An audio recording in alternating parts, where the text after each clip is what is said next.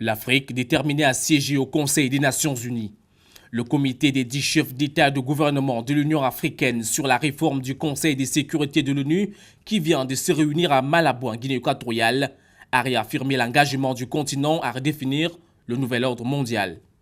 Les dirigeants africains estiment donc qu'il est grand temps que le continent retrouve sa place au sein du Conseil des Nations Unies en disposant d'au moins 7 membres, dont 2 permanents avec un droit de veto.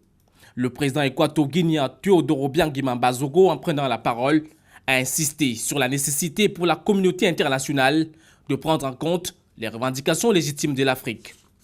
La réforme de l'ONU est impérative pour l'Afrique de participer pleinement à la redéfinition d'un nouvel ordre mondial dont elle ne sera plus absente, a-t-il précisé. Faisant le point de l'examen des derniers développements des négociations intergouvernementales de New York aux États-Unis, le président sierra-léonais Ernest Bai Koroma, coordonnateur du C10, a déclaré que les démarches menées jusqu'ici sont loin d'être concluantes. Il revient donc à l'Afrique d'adopter les positions radicales face au refus des grandes puissances, a-t-il martelé. Pour mener à bien ce combat, le C10 peut compter sur la détermination de l'Union africaine, a rassuré la représentante du président de la Commission de l'Union africaine. Le président Denis Sassou Nguesso a représenté la République du Congo à ses assises de Malabo. Ses homologues namibiens et zambiens ont également pris part à ces échanges.